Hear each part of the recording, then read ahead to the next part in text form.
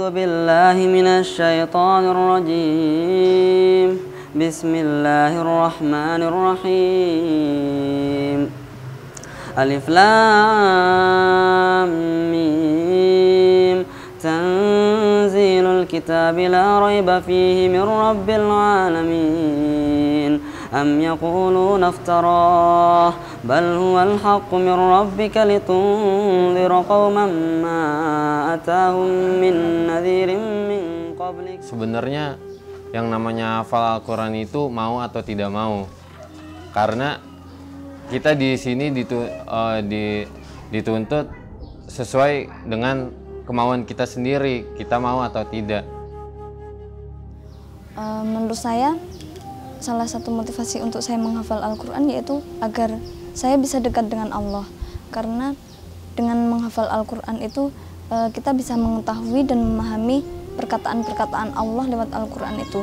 Dan dengan seperti itu, maka seorang hamba itu mungkin bisa lebih dekat dengan Robnya ketika mengetahui perkataan-perkataannya.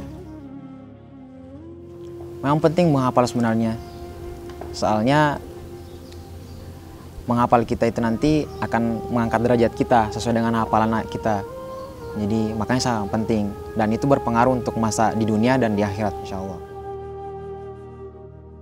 Sebenarnya sih hanya satu gitu, yaitu membahagiakan orang tua. Kenapa orang tua kita harus dibahagiain? Karena sampai seumur detik ini pun perasaan saya untuk membahagiakan orang tua itu nggak ada gitu. Apa sih yang bisa dilakukan dari seorang anak muda seperti saya gitu? Ingin membahagiakan orang tua, karena penghafal Al-Quran itu adalah keluarga Allah, dan secara otomatis pasti orang tua juga termasuk keluarga Allah. Setelah menghafal Al-Quran ini, menurut saya itu dituntut untuk lebih baik lagi, karena sudah mengetahui perintah dan larangan Allah. Setidaknya kita tuh ada usaha untuk menjalankan apa yang telah kita ketahui dari Al-Quran yang telah kita hafal. Kita sebenarnya sebagai umat Islam sendiri, apalagi sebagai pemuda, seharusnya selain menghafal Al-Quran juga tahu akan kandungannya dengan artinya, kemudian bisa kita aplikasikan juga. Karena kalau misalkan kita bisa memahaminya juga, kita bisa mempraktekannya di kehidupan kita sehari-hari. Ini adalah tempat untuk menghafal Quran sebenarnya. Kemudian kita berpikir bahwa Al-Quran itu adalah kitab yang penuh berkah yang diturunkan oleh Allah melalui Nabi Muhammad SAW kepada manusia. Afala yatadabbaruna Al-Quran am ala qulubin aqfaluha. Allah mengatakan dalam surat Muhammad. Ya, mengapa kamu membaca Al-Quran tapi kemudian hati kamu terkunci? Ya. Nah, jadi di Kriyat Quran insya Allah kita bercita-cita ketika anak-anak ini, para santriwati dan santri ikhwan dan akhwat itu menghafal Quran, mereka kemudian bisa menjalankan Quran itu dalam kehidupan sehari-hari.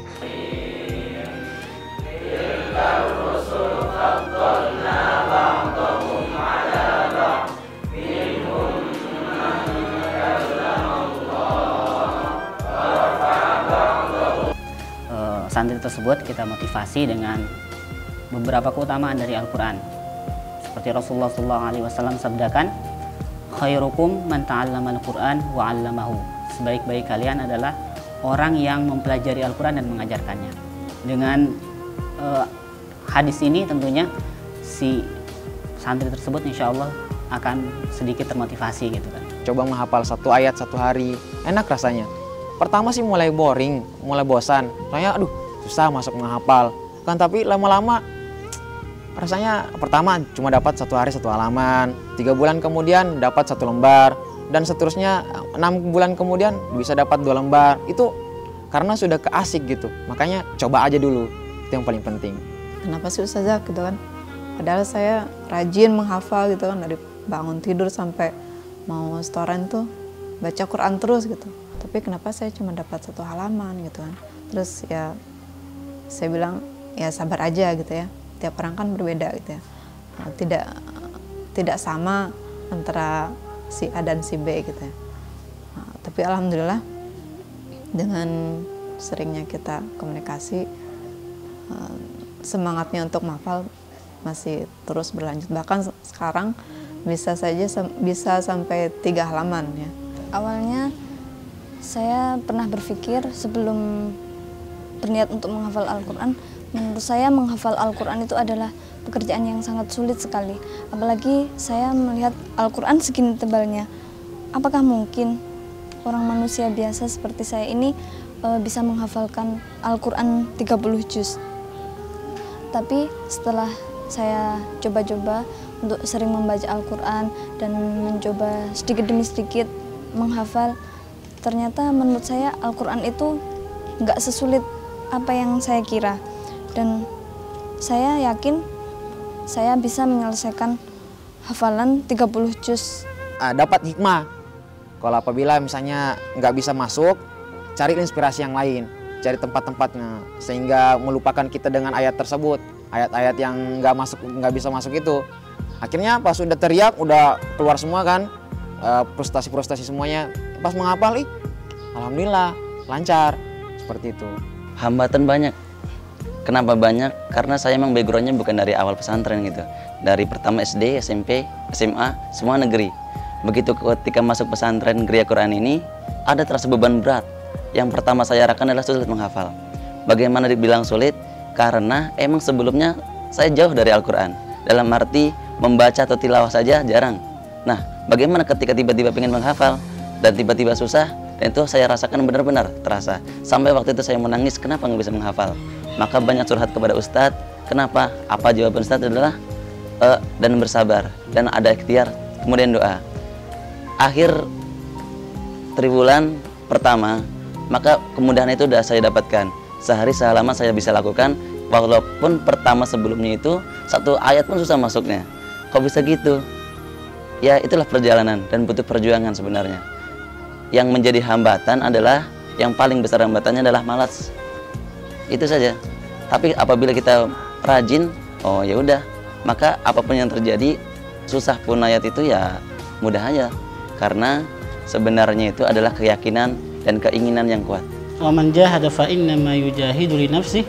Barang siapa bersungguh-sungguh, maka dia akan mendapatkan kesungguhan itu sesuai dengan apa yang dia dapatkan. Jadi harus sesuai dengan kesungguhannya. Jadi tidak mengenal yang namanya gimana, tapi yang mengenal kesungguhan. Dan masalah pencapaian itu tergantung santrinya itu sendiri. Sebelum menghafal itu, terlebih dahulu baca dulu artinya, supaya kita mengerti, oh ceritanya tentang seperti ini. Nah, ntar kalau misalnya kita udah mengerti artinya, biasa ke bawah dengan ayatnya. Oh artinya sama dengan, biasanya kan ada perkataan bahasa Indonesia sama perkataan bahasa Arab sama, jadi mudah dihafal. Artinya dulu, udah ditadaburi, akhirnya bisa menghafal. Udah menghafal, enak biasanya, langsung cepet menghafal. Setiap santri gitu, setiap manusia diberikan oleh Allah Subhanahu wa taala kadar kecerdasannya itu berbeda-beda gitu. Tentunya kita juga tidak memaksakan seorang santri itu untuk menghafal sesuai seperti yang kita kehendaki gitu. Tetapi tentunya semaksimal yang dia mampu.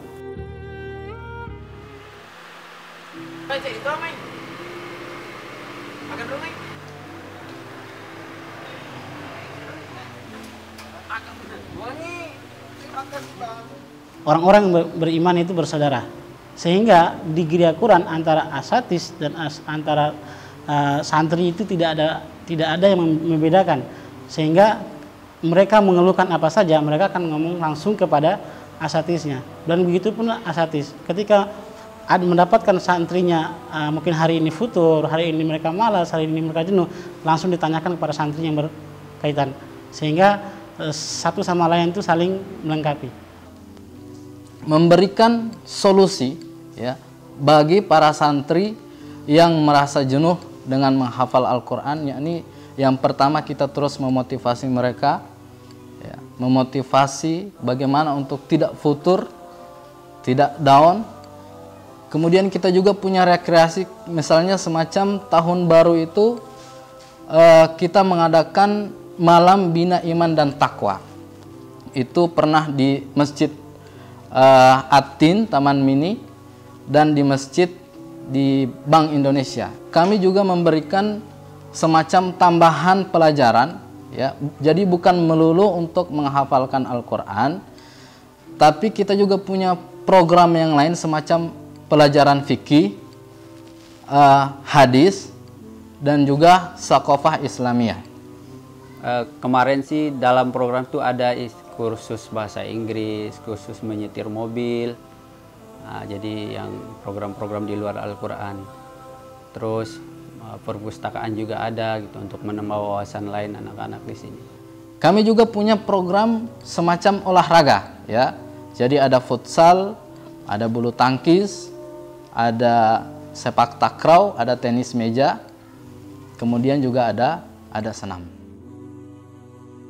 Tentunya ketika ada santri yang melanggar gitu ya, ada santri yang tidak taat kepada aturan, kita punya aturan sendiri juga gitu ya, yang mana bahwa aturan ini berlaku bagi semua santri gitu ya. Kalau mereka melanggar, maka kita berikan sanksi tersebut. Misalnya kalau secara aturan si santri enggak setora hafalan gitu dalam hari itu, tentunya itu akan dipanggil gitu kan, seperti itu, diberikan peringatan dulu gitu, kenapa dan sebagainya, kemudian kita motivasi. Kalau masih juga tidak bangkit gitu, tidak termotivasi, maka kita berikan peringatan gitu kan, seperti itu, peringatan tertulis, bahkan mungkin kita telepon orang tuanya. Tetapi kalau misalnya dengan seperti itu juga masih nggak bisa, ya apa boleh buat, kita akan bertindak untuk mendeonya.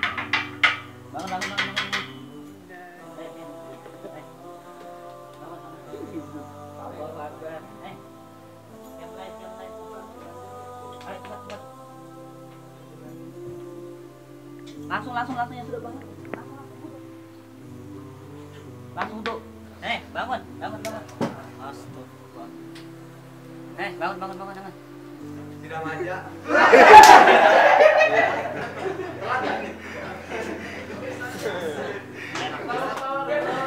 Itu ketika sepertiga malam, suasananya itu lebih tenang. Kemudian hati khusyuk pun ada. Maka dari itu, kayaknya cahaya-cahaya Allah itu datang gitu. Maksudnya kita bisa lebih tenang, hafal pun mudah masuk. Tapi yang jadi masalah adalah ketika kita susah bangun malam. Dan bagaimana kita akan bisa menghafal dalam waktu itu. Maka solusinya adalah ketika kita mau tidur, dipercepat tidurnya, mungkin jam 9 atau sebelum jam 10, maka bangun malam itu bisa kita lakukan, habis tahajud, kemudian kita menghafal. Maka mungkin habis subuh bisa kita storin dengan lancar insya Allah. Sebenarnya setiap triwulan gitu ya, ketika diumumkan prestasi santri-santri hasil ujian mereka gitu ya, kita berikan reward gitu ya bagi mereka-mereka yang 3 besar gitu, putra-putri gitu, seperti itu. Dan banyak bermacam-macam, ada berupa ya bingkisan dan sebagainya gitu ya. Ini tentunya untuk memotivasi yang agar mempertahankan gitu semangatnya, dan akan memotivasi juga yang teman-temannya yang lain untuk bisa berkompetisi gitu, seperti itu. Fastabiqul khairat. Soalnya ibu saya kan lagi sakit. Nah, jadi kalau ada kabar dari ibu lagi sakit, ya sering kepikiran ibu gitu. Apalagi semenjak saya menghafal di sini, ibu udah 2 kali menjalankan operasi. Ya, jadi pas di situ seringnya pas lagi menghafal, ya keingetnya pengennya pulang gitu. Ingat orang tua, ingat ibu. Ya tapi di balik itu ada termotivasi lagi gitu. Ya saya harus cepat-cepat menyelesaikan ini supaya bisa cepat pulang, bisa ketemu sama ibu gitu. Soalnya ya motivasi saya pertama menghafal itu adalah ibu. Santri itu punya jatah pulang, menjenguk orang tuanya minimal 6 bulan sekali. Jadi dalam waktu 6 bulan itu mereka boleh pulang untuk menjenguk keluarganya. Wah, kangen ya, yang namanya kangen pasti ada, apalagi sama orang tua yang setiap harinya kalau misalkan kita di rumah sering dimarah-marahin, ya di sini kita kangen lah. Kangen karena sering dinasihatin sama orang tua kita, dia ngintin sholat subuh misalnya dan sebagainya. Pasti rasa kangen itu pasti ada sama keluarga. Halo, Assalamualaikum. Aku kangen Bu, pengen pulang. Sebenarnya pengumpulan HP ini tujuannya untuk membuat mereka lebih fokus ya. Kita sudah coba membebaskan mereka gitu untuk memegang HP dari angkatan pertama dalam waktu beberapa bulan. Ternyata HP ini dampaknya sangat banyak gitu, membuat para santri ini kadang-kadang dia lalai, setoran hafalannya kadang jadi terganggu dengan adanya HP ini. Kadang-kadang mereka ngaji, ada bunyi SMS masuk gitu kan, hilang konsentrasi di situ. Mereka ketemu dengan malam minggu baru dikasih. Nah, mungkin mereka baru di situ membuat nelpon keluarga ataupun orang tua dan lain sebagainya. Kita sebenarnya kan dalam di Gria Quran ini ada 8 triwulan atau 2 tahun gitu ya. Dari 8 triwulan itu, triwulan pertama itu kita gunakan untuk tahsin, perbaikan bacaan si santri tersebut. Jadi ketika sudah baik bacaannya, kemudian mulai menghafal juz 30 gitu ya. Nah, di triwulan inilah gitu, hanya memperbaiki bacaan, kemudian menghafal juz 30, disertai tilawah sebanyak-banyaknya. Kita targetkan untuk di triwulan ini, di triwulan pertama ini, setiap santri harus tilawah minimal 1 hari itu 10 juz. Di sini para santri yang sudah menyelesaikan 30 juz setorannya, dia rekaman. Rekaman fungsinya yang pertama adalah untuk dokumentasi bahwa si santri ini sudah menyelesaikan hafalannya gitu ya. Bukti bahwa dia sudah menyelesaikan hafalannya dengan gambar berupa video seperti itu. Yang kedua, ya fungsinya sebagai kenang-kenangan juga gitu ya. Nanti mereka sudah pulang dan sebagainya, itu menjadi kenang-kenangan bahwa saya sudah menyelesaikan hafalan Al-Quran 30 juz seperti itu. Pas saya kesini itu tahun 2013 ya. Sebelum kesini itu orang tua saya itu mengalami kecelakaan sama kakak saya dan kaki beliau patah, dan saya kesini itu benar-benar nekat dan berharap ada perubahan yang lebih baik lah. Saya pergi itu ya, saya melihatkan kondisi keluarga ibu dalam keadaan sakit, dan di rumah ya cuma ada adik dan ayah yang kerja gitu. Awalnya sih ibu sempat khawatir gitu, jauh banget gitu, saya kan dari Riau ke sana. Awalnya sempat ragu ibu. Untung ada kakak yang ngasih masukan kepada ibu, ya ini kan untuk menghafal Al-Quran gitu. Insya Allah itu sesuatu yang bagus, dan insya Allah ia akan dijelaskan manfaatnya menghafal Al-Quran itu apa. Terus insya Allah nggak akan sia-sia gitu. Ya, jadi ibu ya, kalau ibu bilang kalau benar-benar niat kamu bagus dan insya Allah itu bagus ya ibu ridho. Sebelum UN itu kan kita ada namanya motivasi sebelum UN. Nah situ kita disuruh milih untuk tulis satu cita-cita kamu terbesar. Nah di situ entah kenapa mungkin kode juga dari Allah. Saya waktu itu nulis hafiz Quran. Entah kenapa mungkin Allah menerima doa saya dan kemudian saya masuk di sini. Dan di situ juga selama masa-masa saya mau masuk perguruan tinggi negeri itu kuliah, saya berpikir kok saya merasa ada yang kurang. Kalau misalkan kuliah aja kayaknya cuma jadi orang-orang biasa aja, nggak bisa jadi orang yang berpengaruh di tempat kuliah itu juga. Mungkin dengan menghafal Al-Quran itu saya bisa menjadi salah satu orang yang berpengaruh. Sebelum kesini itu saya kerja 1 tahun. Kerja 1 tahun itu di bidang desain grafis. Nah waktu itu di suatu subuh saya pingin sekali ke masjid. Karena memang boring begitu kan. Suatu subuh datang ke masjid, ketika di situ ada masjid besar, masjid kecamatan, ada seorang imam, hafiz beliau, namanya Ustadz Hilman. Nah begitu saya ikut, saf pertama saya sholat, dan itu merasakan khusyuk yang sebelumnya tidak pernah saya rasakan. Ayat yang dibaca panjang banget, yaitu surat As-Sajdah. Dan rasanya itu indah sekali, dengan bacaan mirip dan persis sekali identik dengan Syekh Al-Ghamidi. Dari rakaat pertama saya sudah meneteskan air mata, indah sekali. Dalam hati saya, ya Allah, saya pingin seperti imam itu. Saya pingin sekali punya suara seperti itu, hafalan yang kuat itu. kemudian kemuliaan yang seperti beliau begitu. Kemudian saya dekati beliau, kemudian saya tanya, keesokan harinya sampai akhirnya saya belajar ngaji dari awal sampai mulai setoran kecil, maksudnya dimulai dengan juz amma. Sebenarnya untuk menghafal Al-Quran itu sangat banyak rintangannya. Itu yang paling pertama yang harus kita pahami. Soalnya sebelum saya kesini, saya sempat berkelahi sama orang tua, coba ku cekcok segala macam, sampai diusir dari rumah pernah. Karena kebetulan orang tua dan semua keluarga dari orang tua saya itu belum ada yang pernah menjajaki di sarjana, belum pernah merasakan sarjana. Nah otomatis keluarga-keluarga mengatakan, wah kamu harus kuliah. Nah pada waktu itu saya keterima SNMPTN. Makanya keluarga bilang, pokoknya kamu harus masuk di sini. Saya mengikuti pengajian pada suatu subuh hari, Ustadz itu mengatakan Al-Quran itu sangat menenangkan hati. Langsung cahaya dalam hati saya itu langsung bersinar gitu.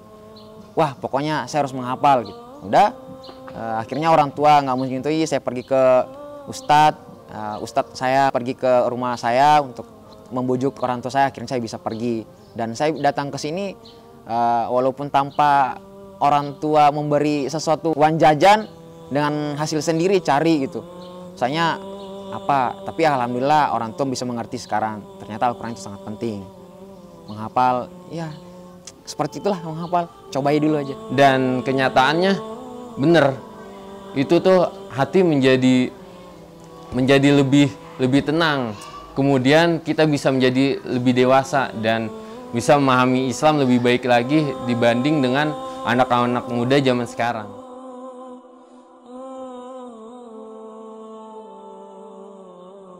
A'udzu billahi minasy syaithanir rajim.